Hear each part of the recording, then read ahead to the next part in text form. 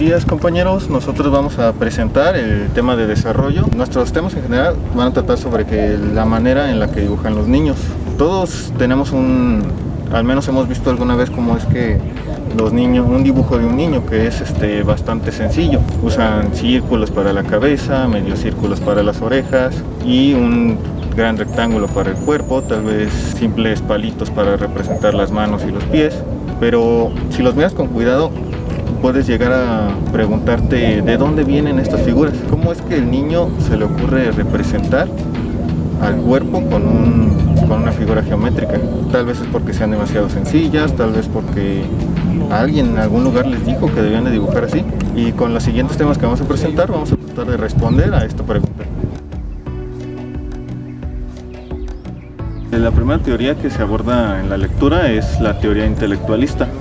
Si descartamos la parte visual, entonces nos preguntaríamos, si no dibujan con lo que ven, ¿con qué dibujan? Tal vez es con lo que saben. Entonces pensemos por ejemplo en palabras. Imaginemos que yo te digo que dibujes algo que nunca antes has visto. Por ejemplo, un tapir. A lo mejor te podría decir que tiene una forma ovalada para el cuerpo o cualquier otra cosa, pero ahí ya estoy haciendo referencia a figuras que ya conoces. Así que realmente no es posible que te pudiera hablar sobre algo con palabras, transmitirte algo que jamás has visto. Sería como tratar de explicarle el mundo a alguien que es ciego, solo lo entendería por tacto. Si le tratas de hablar sobre colores que jamás ha visto, no hay palabra que te pueda ayudar a definirlo. Y eso nos lleva a otras de las posibilidades, que sería que lo aprendieran por tacto, que tampoco es una opción muy viable, porque los niños aprenden cuando recién nacen, los primeros meses ni siquiera tienen las manos abiertas, los mantienen como en puño, así que conocen el mundo por sus ojos. Además de que los músculos solamente sienten los estímulos del mundo, así que el tacto realmente te está dando información sobre tu cuerpo y no sobre el mundo exterior. Sentirías la presión en los pies mientras caminas, o la presión en las manos, en los músculos de las manos, mientras sujetas un objeto. Pero estas son unas de las teorías que se hicieron sobre tal vez cómo es que los niños llegan a esta conclusión, pero no son de las más aceptadas. Otra de las teorías que tenemos es que dibujan lo que ven. Un niño sí está dibujando lo que ve si le pides que dibuje a su padre. Si tomas su dibujo, vas a compararlo con el modelo, su padre, y vas a ver que no es una representación del todo fiel, pero tampoco está del todo mal. Basta para que es suficiente para que alcances a distinguir la figura, y los palos que puedo usar para representar las manos cumplen con el papel de representar la forma larga que tienen las manos, o la forma ovalada que tiene la cabeza cuando hace un círculo para la cabeza. Incluso si revisas las obras de grandes artistas a través de la historia, puedes encontrar figuras geométricas en sus trazos, que utilizan igualmente, parten de un círculo para dibujar la cabeza, rectángulos para dibujar el torso. Lo único que los diferencia es la calidad del detalle y el talento al momento de hacerlo, pero las bases siguen siendo las mismas. Otro de los temas son los conceptos representacionales. Un niño y un artista tienen que aprender a representar el mundo. Una de las cosas que menciona el texto es que le preguntan a un artista profesional cómo es que él ve un tomate cuando lo dibuja, cuando se lo come. Él lo ve diferente cuando lo dibuja porque lo está apreciando. De igual manera, los niños aprecian las figuras geométricas y las formas generales, que son suficientes para representar lo que quieren, ya sea su padre o una casa, el sol con las líneas que le suelen poner alrededor, y ahí precisamente puedes notar cómo lo hacen visualmente. No tienen una cantidad contada de con cuántas líneas debería contar su sol al momento de que lo dibujan. Aquí tenemos el siguiente dibujo que rápidamente puedes sentir que probablemente fue hecho por un niño pequeño. Incluso tal vez, no sé, unos 8 años, quizás no tan pequeño. Pero en esta parte quisiera recalcar más que nada las formas que se utilizan. Los círculos, el cuadrado y la línea. Si miras este dibujo puedes reconocer que es una persona. Alcanza a representarlo. Pero si miráramos a una persona de verdad, por ejemplo, si tomáramos el dibujo de un niño y lo comparáramos con la forma que tiene su padre, si le pedimos que lo dibuje, vamos a ver que no se parece demasiado.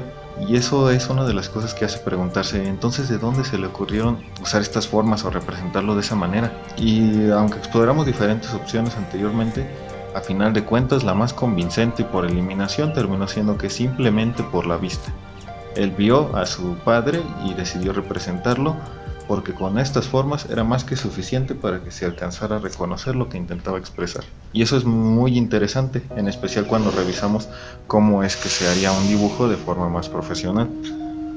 Si revisamos este libro sobre el dibujo, podemos ver que específicamente para dibujar la cabeza se empieza con círculos y se utilizan formas geométricas para representar con precisión un rostro. Aquí puedes ver cómo partió de un círculo, pero se van agregando más detalles y cuestiones de proporción para poder dar con un rostro que se alcanza a reconocer y que es más fiel a lo que se ve. Incluso aquí puedes revisar cómo es que para el torso sí se están utilizando cuadrados. A lo mejor no es un cuadrado perfecto, pero es esta forma de trapecio que tiende al cuadrado para representar. Si lo miras de esta manera, es casi impresionante cómo es que un niño podría haber reconocido estos detalles al momento de hacer su dibujo, aunque le haya faltado precisión. Y es precisamente porque esas figuras le bastaban para representar, y ese era el fin último de un dibujo.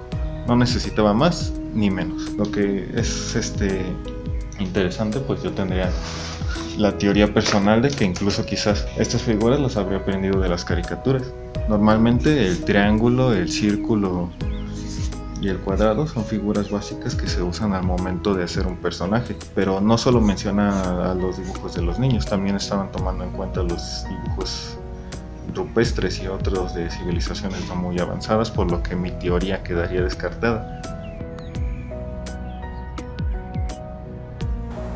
Bien, el primer tema que hablaré es sobre el dibujo como movimiento. Bueno, el dibujar o pintar o modelar son tipos de comportamiento de motor humano, las cuales pues existen dos categorías, pues que las cuales son la expresiva y el movimiento descriptivo.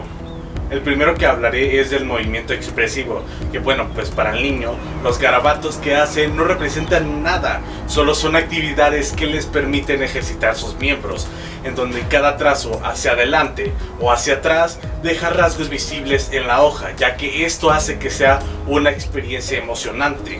El humor y temperamento del niño constituye el tipo de trazo que pues hará. También pues están los factores como la mecánica del brazo o pues de las manos, ¿sabes? Las cuales pues nos hacen diferenciar cada trazo que realice. El segundo movimiento es el descriptivo, el cual pues el niño está creando garabatos, pues es fruto de imitar ciertas acciones o objetos que suele ver en el exterior. En este caso, si bien se utilizan las manos y brazos, el cuerpo entra y hace de un valor pues muy fundamental, la verdad, pues para indicar lo grande, pequeño, rápido, lento, redondo, anguloso, lejano, próximo que algo es, era o podría ser. El siguiente tema es la ley de diferenciación. Este principio pues indica el desarrollo orgánico que procede siempre de lo más simple a lo más difícil. La ley de diferenciación afirma que en tanto un rasgo visual no esté diferenciado, la gama total de sus posibilidades estará representada por la más simple de estas desde el punto de vista estructural. Por ejemplo, más adelante que hablemos del círculo, veremos que pues es la figura más simple. Esto hace las veces de todas ellas hasta que pues la forma se diferencie de cada una. Bien, el siguiente tema es el círculo primigenio. El círculo pues es la forma más improvisada que suele salir de los garabatos, la cual en cuestión geométrica en la mayoría de los casos nunca es perfecta. Se ha sostenido la idea de que el niño se inspira para hacer sus primeras formas en diversos objetos que observan en su entorno, aunque la realidad es que el círculo es la forma más simple en el medio pictórico porque es centralmente simétrica en todas sus direcciones. En el estadio en que empieza la redondez, la forma no está todavía diferenciada. El círculo no representa la redondez, sino la cualidad más general, es decir, pues la compacidad del objeto sólido frente al fondo indeterminado.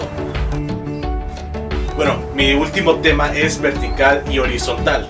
La línea visualmente más simple es la recta, siempre y cuando pensemos en la circunferencia, más como un límite que como una superficie que como una línea. No por eso la línea recta será la más simple, ya que para producir la rectitud hay que activar una disposición muscular compleja porque las manos y los dedos son palancas que siguen un solo trayecto. La línea recta hace las veces de todas las formas alargadas antes de que se produzca la diferenciación de este rasgo. Por ejemplo, representa brazos, piernas o troncos de árboles. Sin embargo, pues los hombres de palo fueron invención de los adultos. La relación vertical-horizontal se establece dentro de las unidades aisladas y en un estadio posterior se aplica al espacio total de la representación. En los dibujos tempranos es posible que una figura interiormente bien organizada flote en el espacio sin relación alguna con otras o con el plano pictórico.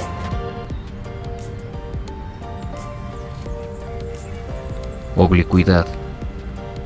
Habla de la percepción de la desviación, donde se aplica gradualmente el incremento de una gama de relaciones direccionales. Una comparación válida resulta de un objeto estático contra uno en movimiento. Los ángulos rectos dan paso a líneas curvas, alcanzando una mayor complejidad cognitiva por parte del niño. La fusión de partes. El niño da forma a las partes con la vista puesta en su lugar definitivo dentro del esquema total.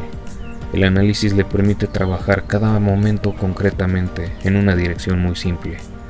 En esta representación se aprecia un primer indicio con la fusión en las aletas dentadas, y lo demás del cuerpo es construido con elementos geométricamente simples. A una edad más avanzada, el mismo niño dibuja con un solo trazo, osado e ininterrumpido, realzando el movimiento unificado, favorece la relación oblicua y suaviza las esquinas. La batalla de nieve muestra la experimentación con formas más diferenciadas, modificando un dinamismo básico en las unidades corporales.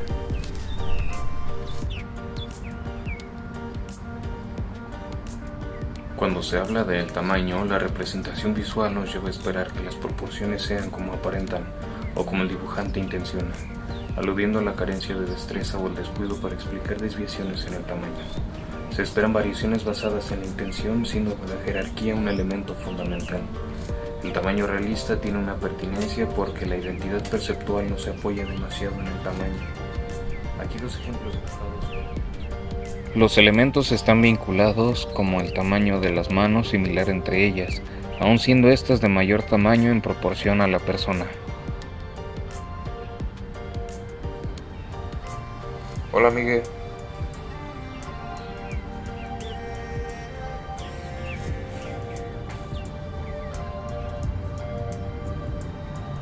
Ahora se aprecia la evolución de proporción un año después, infiriendo semejanza en sus elementos y muestra un naturalismo mecánico. Los mal llamados renacuajos son representaciones donde se omite totalmente el tronco. Se cree que el niño o lo omite o se le olvida.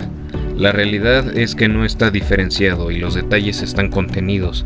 Los rasgos fisonómicos pueden ser dibujados en forma de un único círculo, y los dedos de las manos pueden parecer estar pegados a los brazos y los pies a las piernas.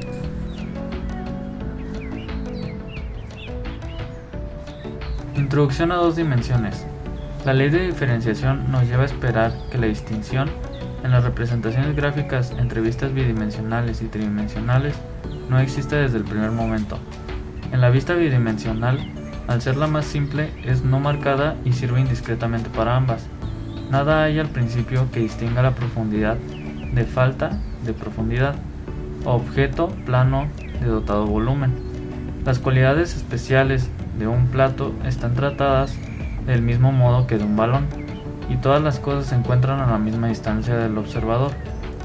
Las imágenes que percibe el ojo tienen distintas dimensiones dependiendo desde el ángulo que estemos observando, como por ejemplo, una casa desde la vista frontal se vería plana, pero si te mueves un poco hacia los costados va agarrando volumen. Consecuencias pedagógicas. En un experimento llevado a cabo por Arthur B. Clarke, le pidió a los niños de diferentes edades que dibujaran una manzana atravesada horizontalmente por una aguja y colocada en un ángulo respecto al observador. Este experimento muestra cómo con el avance de la edad de los niños determinan cada vez más características y por ende las plasman en sus dibujos dándole así un mejor detalle y una mejor perspectiva. Como se puede ver, cada niño dibujó de manera distinta la manzana atravesada por la aguja. En pantalla se pueden mostrar 4 dibujos realizados por estos niños, los cuales se pueden distinguir varias características que hacen único el dibujo de cada uno de ellos. La génesis de la forma en la escultura. Por otro lado, el arte primitivo alcanza sus mejores niveles con unos pocos colores simples, sobre todo como son los 3 primarios fundamentales, que sirven para separar unas formas de otras pero no las enlazan. Los colores mixtos introducen interrelaciones más complejas. De modo semejante, la colocación homogénea de objetos y zonas pertenece a un estadio anterior al de los compuestos de partes diversamente coloreadas, o la modulación cromática deliberada dentro de una misma forma. En la arquitectura se podrían señalar los cambios desde las plantas simples circulares y rectangulares hasta otras más intrincadas, la desarticulación gradual del bloque y muro unitarios, la desviación de la fachada simétrica, la introducción a la orientación oblicua y curvas de orden cada vez mayor. Palos y tabletas. La manera más simple de representar una sola dirección en la escultura, correspondiente a la línea recta en el dibujo, es un palo. En la escultura, producto de una concepción unidimensional, contando principalmente por su dirección y longitud. En imágenes como la de los cuerpos humanos o animales, se utilizan palos para poder representar piernas, brazos, patas, hocicos y cuernos. La combinación de palos más simple conduce a esquemas de 2 dimensiones espaciales a una disposición dentro de un solo plano, limitada al principio a la relación ortogonal. Más tarde, se añade la tercera dimensión, en esquemas que ocupan más de un plano. Lo cúbico y lo redondo. La forma más simple de representar las figuras tridimensionales es por medio del cubo. Si revisamos el arte egipcio, podemos notar cómo se centraban en la vista frontal o lateral. Por esto sus esculturas tenían ese aspecto cúbico, pues es la figura básica de representación tridimensional. En esta escultura podemos notar claramente cómo resalta el uso de la vista frontal en la cabeza y lateral en el cuerpo, además de que se percibe mucho más cómo tiende a una forma cúbica. Más adelante, en el Renacimiento, podemos notar cómo se ha llegado a una forma redonda, que representa de forma más adecuada el cuerpo humano. Para la escultura barroca ya no hay una vista principal como en la egipcia, y al igual que en un círculo se puede admirar la forma desde cualquier ángulo. Para este punto ya hemos llegado a la representación completa de la percepción de la vista. Y nada más que añadir, nuestro tema fue el número 4 sobre el desarrollo. Esperamos que haya sido de su agrado y que hayan entendido a grandes rasgos nuestro tema. Igual, si tienen dudas, con gusto nosotros las responderemos. Muchas gracias por su atención.